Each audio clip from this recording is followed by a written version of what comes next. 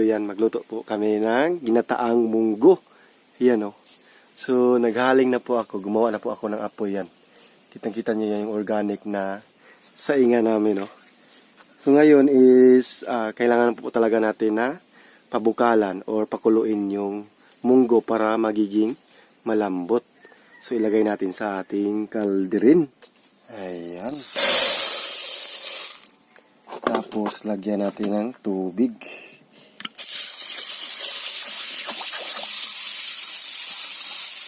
Ayan. Tapos, takpan natin. Ayan. Ilagay na natin sa ating saingan. Ayan. So, we need to kuhan talaga guys. Palambutin natin yung munggo. Kasi matagal pa yan malambot eh. Mga almost half hours. Ayan. So, ayan. Hindi na. So, bago tayo magsimula now. Kasi, yun, nalagay na natin yung ating munggo. So, ngayon, mag-harvest tayo ng sibuyas dahonan dito sa likod ng bahay ni Tatay Andres. Kasi, mayroong tinatanim dito, yan. So, kuha tayo ng sibuyas dahonan. Yan. Ito na guys, yung sibuyas dahonan natin. Ito yung ating ingredients. Isa sa mga ingredients natin sa ating ginataang munggo. Ayan. So, ilagay muna natin dito. So, ngayon is gagawa tayo ng gata. Yung gata guys, no? Yun yung ang ating niyog. Ito po yung ating niyog na gagamitin. Ayan. Oops. Ayan. Ilagay natin ito.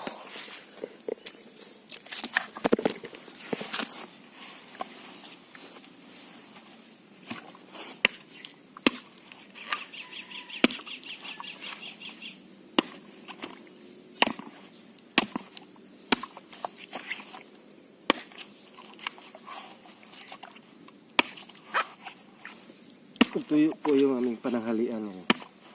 Ginataang munggo. Diba?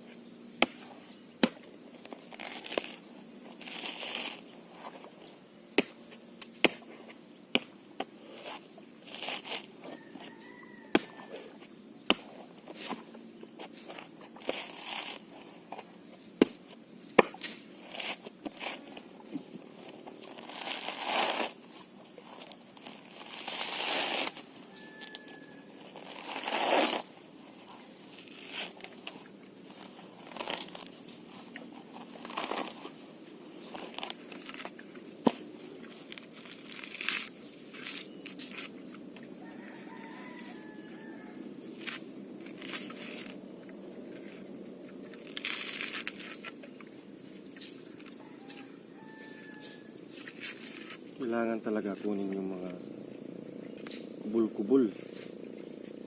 Ano, mga bunot-bunot. Bunot-bunot.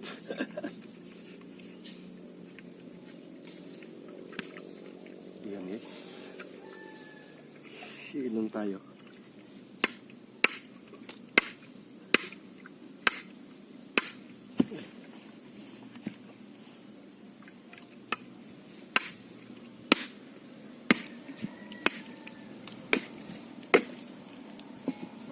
Tubig.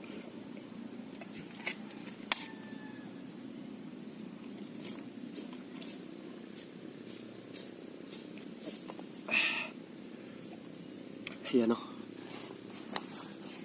Ngayon, kukuha tayo ng kudkuran.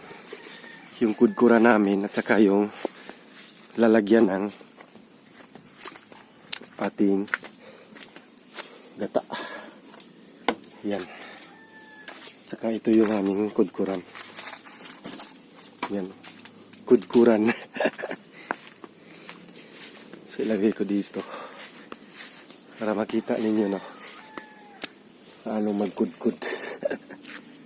Yan. Paano nga ba magkudkud, guys? Yan.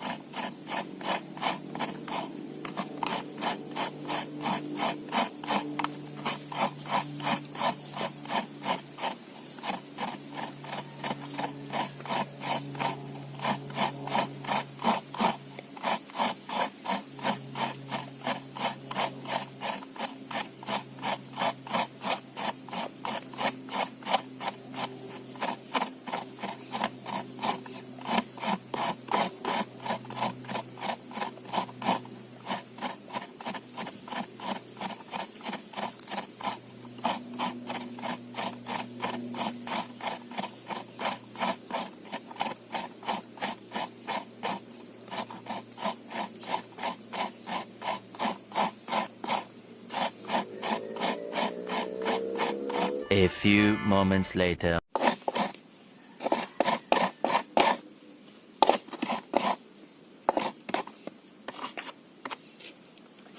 So, ayan guys. Tapos na po tayo. Ayan. Ito na po. Yung ating paragata. So, i-check natin yung ating munggo. So, dyan ko ilagay. Ayan.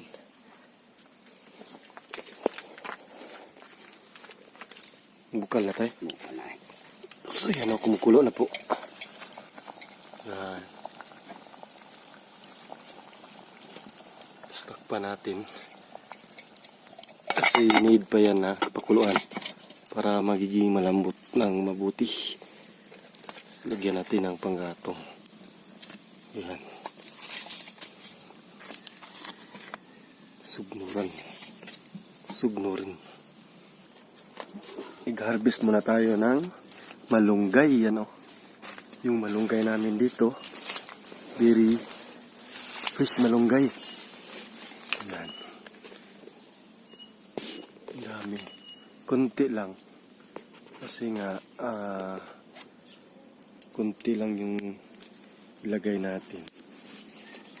Yun o. Yan.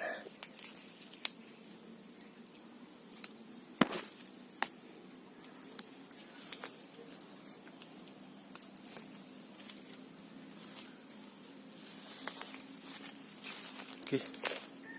Ito na.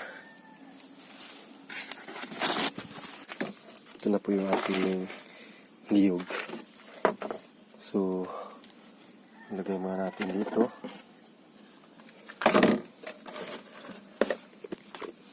Ayan, linisan muna natin to.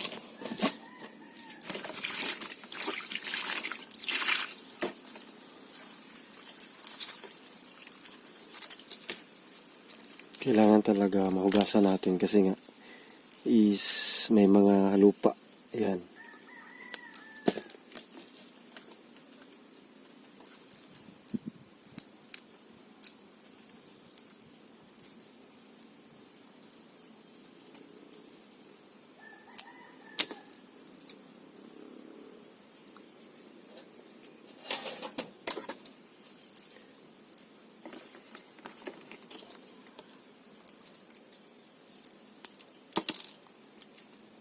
Okay.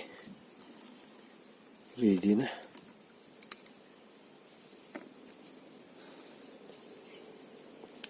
Ready to fight.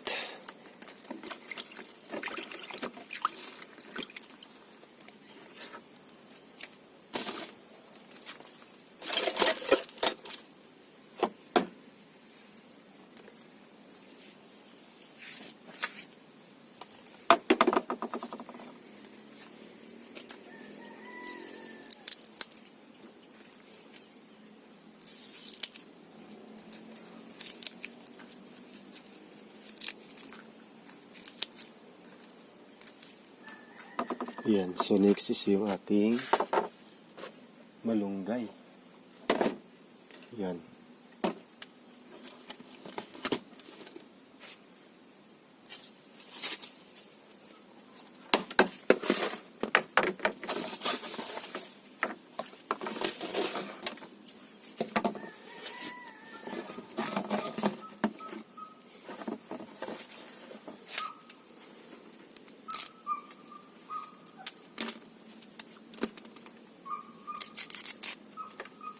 Mga linghod ni nga malunggay guys, hindi old, bata.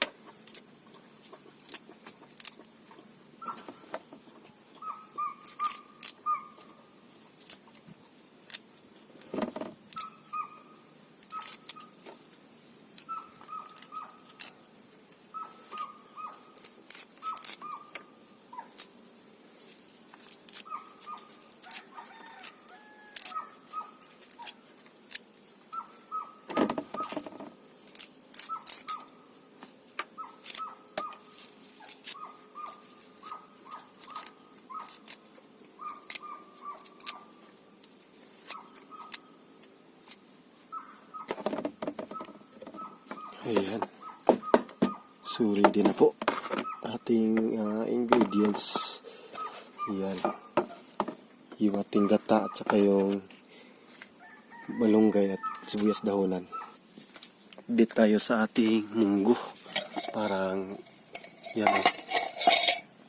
Malambot na. Tingnan nyo. Saktong-sakto na po. Yung pagka lambot niya. Kailangan po talaga kasi na palambutin natin para mas masarap. Yan. So kunti na lang yan. Magiging malambot na po yan. Yan. Takpan natin. Gata. Yan. Sakto na po. Ano. Lagyan natin yung gata. Wow. See? Kinataang munggo.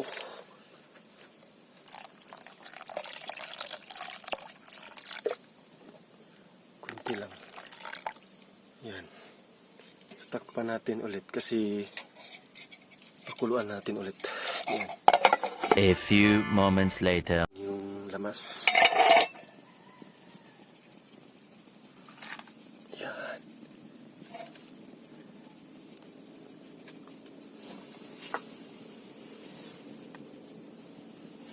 Takpan natin.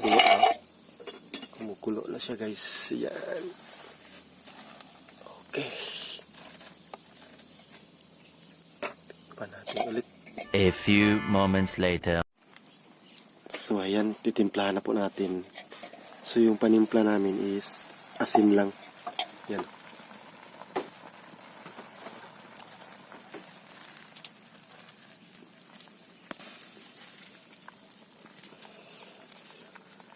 Ayan, so luto na po yung ating ginataang munggo. Wow!